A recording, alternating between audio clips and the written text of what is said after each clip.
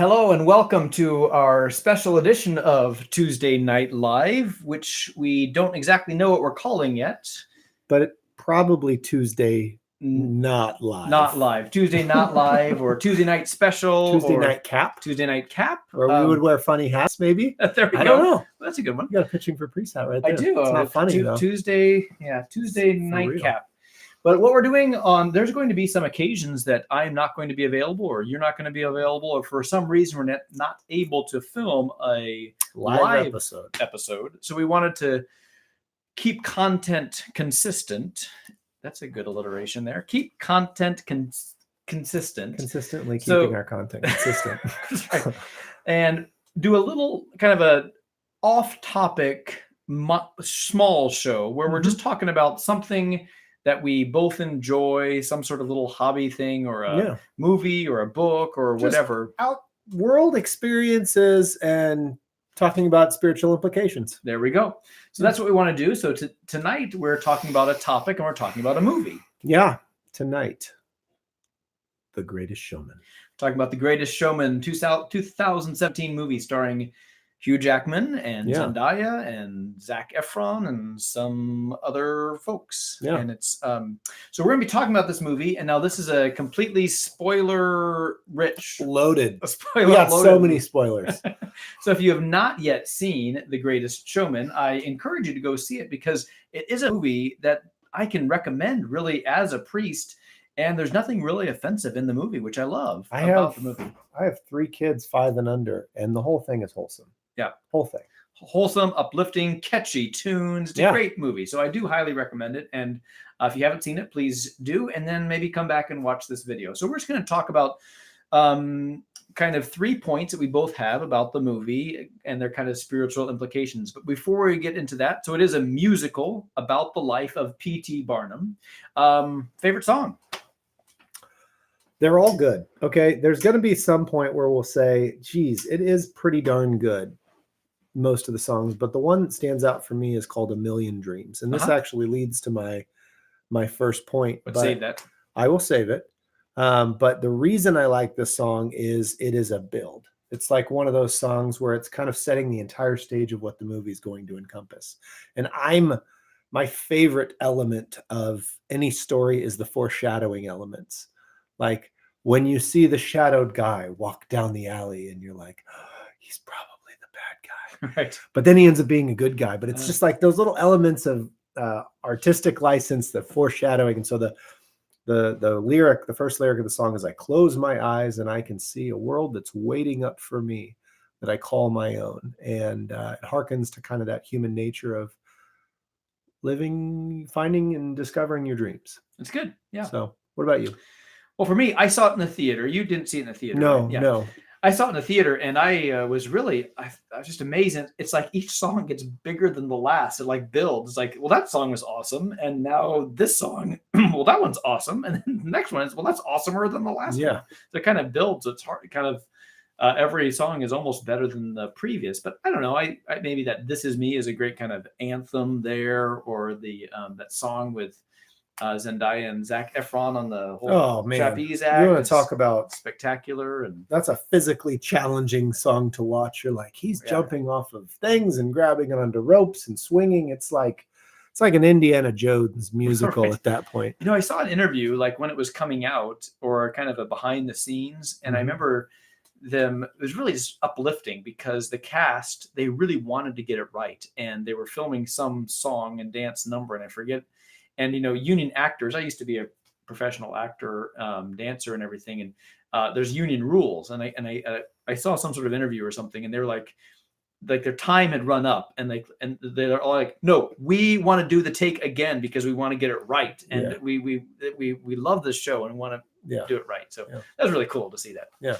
So we're going to talk about, there's 3 points, each of us, about our points that really struck us, or that we have some sort of spiritual implication for. The thing that made it less of a musical, because sometimes musicals can be those, this is people singing and I'm not pulled in, but that's not the case with this one. This is one of those musicals where it has a story, it has dynamic parts, and it really does kind of have that big production value. So my first point was essentially it comes from that song A Million Dreams. And so this idea of a boy, P.T. Barnum's character, he's the son of a tailor, and he falls in love with the richest man in town's daughter, and he makes her laugh. And the father does not approve that she would find any level of excitement or enticing about the son of the tailor, and he'll never be good enough for his daughter.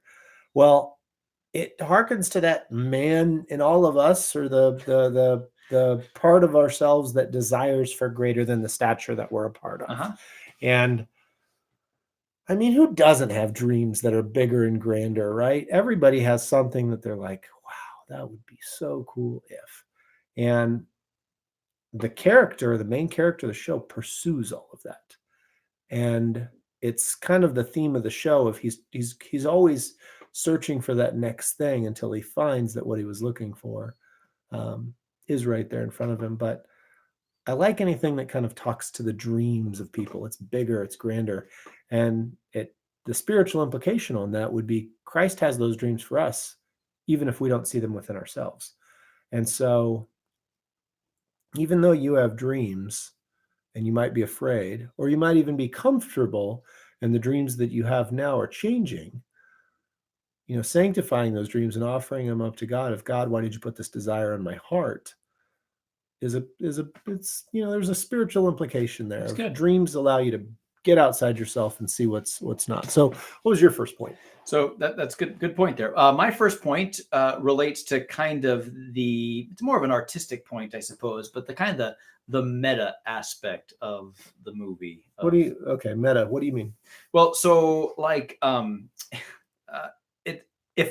if Barnum were to make a movie in 2017 about himself, I think it would look something like The Greatest Showman, because if there's a critique about the movie, it's that it's not like historically accurate, right? Or he takes liberties with the story or whatever, but that's what Barnum did, right? Yeah, and it's completely his character in the show too. Exactly. So it's kind of meta that way. That's what I'm meaning by that. So he was a con man, right? And he wasn't so interested in doing everything that was actually truthful or factual. What he was interested in presenting a good story and entertaining people. That was his desire. So seeing that played then in the movie, I thought was really cool the way. So if there's a critique, it's not historically accurate, or they gloss over these points, but that's what Barnum would do, right? There's that scene where he's hiring the larger man, right? Oh, and he says, So guy walks up to him and he goes, how much do you weigh? Yeah, how much do you weigh for this show? And he goes, 400 pounds, sir. And he says, 550 pounds.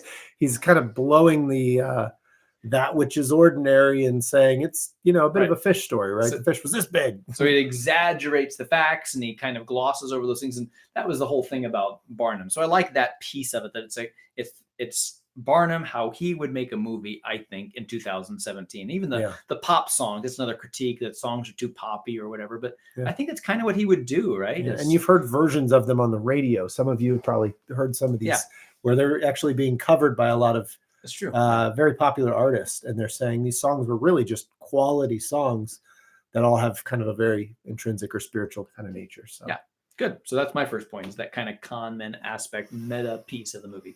Second I point. like that. So Zac Efron's character. Yep. He is well-to-do.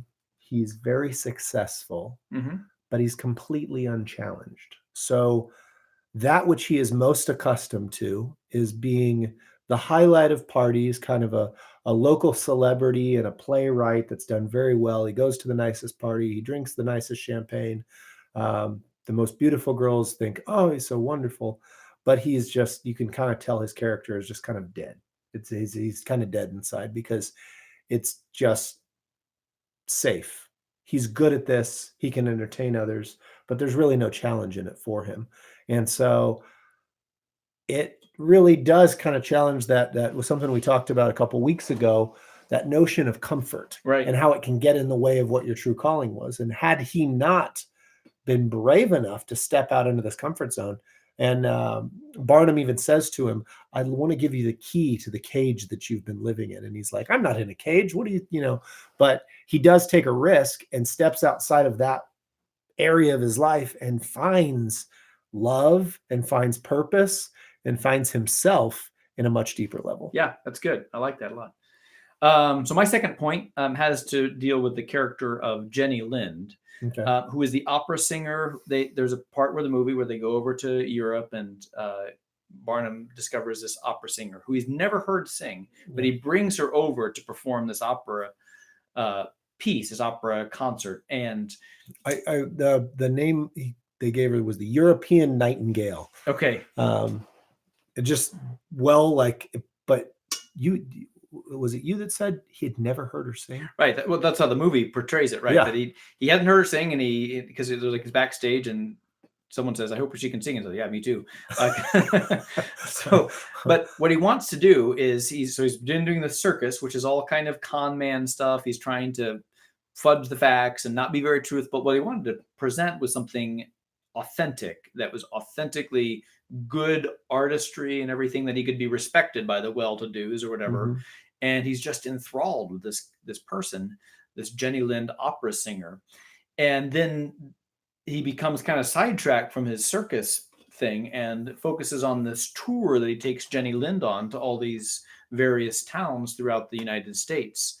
And so as they're on the road, as the movie presents, these two characters become closer and closer. Now, Barnum is married. He's got two lovely daughters and everything. And so this piece of him really kind of crossing boundaries that are not to be crossed, and maybe leading on Jenny Lind, the character, because there's a scene where they're getting close, they're sitting on a couch or whatever, and Jenny Lind makes a move, and Barnum says, "No, I'm not interested in that." But he had kind of led her on to think that there was something more, something romantic, something, that kind of connection. And he says no. So what I like about this is a couple things. One is that he doesn't cross that final line. They don't go off and he doesn't divorce his wife and goes off with this. And so, but it also raises those questions too, because I talk with people in marriage prep all the time that you are going to be tempted by someone else, and you have to have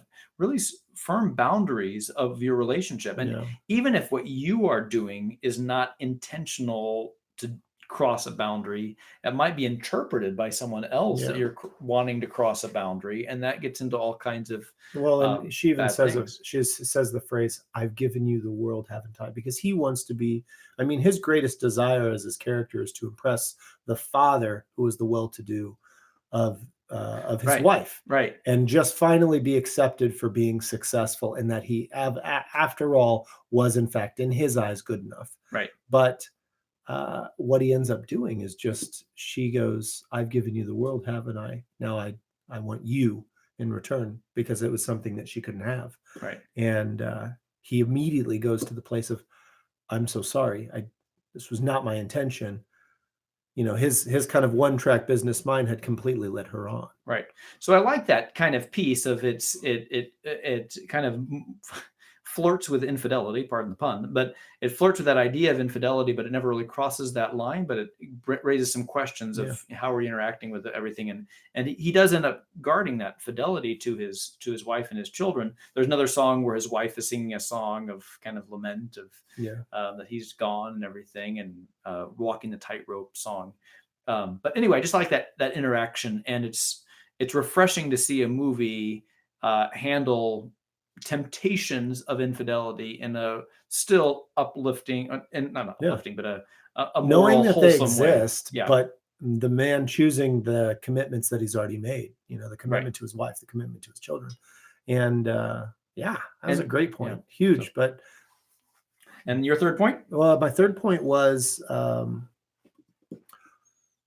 characters that Barnum surrounds himself with. So the term would be the weirdos, right? Because they throw a lot of, you know, rough words around about these people, freaks, and all these different words that are really cutting words. But these are the people that were on the fringe. So there's, you know, the bearded lady and the overweight man and the, you know, very, very tall guy. And not only is he tall, Barnum puts him on stilts, you know, and so he's taking the people that wouldn't normally fit in, the ones that would stand out or seem out of place.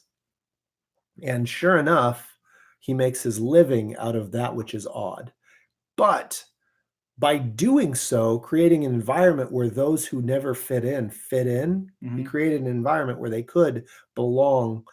And I think there's a wonderful challenge there that we kind of have to be a bit of a Barnum in our own world, because everyone has their own quirks. Everyone has their own oddities, Right. if you will. And it's a perfect challenge for our parish to just say, can people come to our parish like they did to Christ? You know, the lepers and the sick and the widows, and just the people that have had difficulty in their life or had a very heavy cross. Could they come here and feel welcome and feel loved and feel accepted as they are, not having to put on a mask? And it's a perfect challenge for us, Right. especially as Catholics, to go out to those and make our parish home here as welcoming and as wonderful a place as it possibly could be. That's good. Great point. Yeah, very good. My third point has to relate to the second point that I was talking about with Jenny Lind, the opera singer. And her song that she sings is called Never Enough.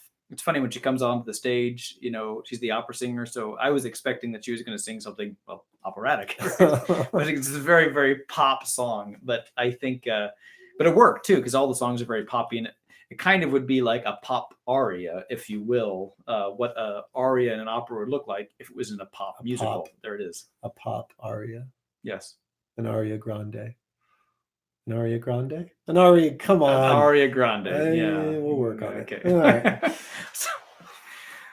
Okay, there it is. So, a big so aria. she sings just a really big one. really big aria. Yeah. So it's this big aria, and okay, no. So she sings a song, and it's this operatic style, like it was this aria, and the song is called Never Enough. And I think that's a great spiritual theme, that whatever this life has to offer, it is never enough. St. Augustine says that our hearts are restless until they rest in God.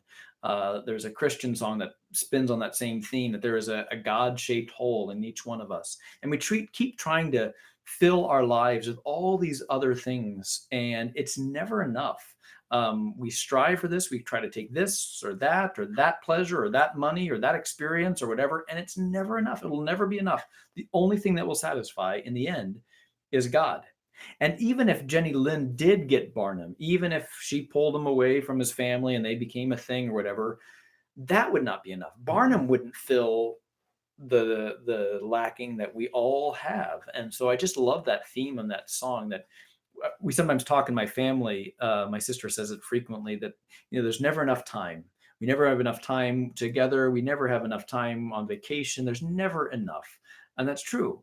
We will never have enough in this life. This life cannot satisfy it. We are made for more. We are made for God. And only that will, in the end, satisfy us. So I just love that song, and that way it makes the thematic returns through the movie. I think that's really, really well done. So yeah, that's a phenomenal point. Overall, what would you give it? 10 out of 10? 9 out of 10? 8 out of 10? Probably 9.5. I mean, that's a great movie. And it's, as far as musicals go, and again, it's something I can recommend to anybody. So I love the movie. You love the movie. It's catchy songs, and as far as musicals go, it does have talking in it. It's not just song to song to song to song. So you actually get to know the characters. It's not just it's not Les Mis or anything. No. Although they both star Hugh Jackman. Yeah, and Wolverine. It's really not a lot of really conflicting roles. We hope you check out the movie. Yep. And if you like Tuesday Not Live as a title, give us a big thumbs up or subscribe. That's right. Yeah. And or come up with another title for us: Tuesday Night Special, Tuesday Night Cap, Tuesday Not Live. That's what we've come up with. Come up with some other things. Comment below. And send us some topics if there's something you'd like us to talk about, either in Tuesday Night Live or Tuesday Not Live. Mm-hmm. We're happy to talk about it and just kind of share our thoughts about those things. So have a blessed evening, and thanks so much for tuning in. God bless. End it. Here we go. End it. Doing that Do again. it. End it. And I'll end it now. Okay.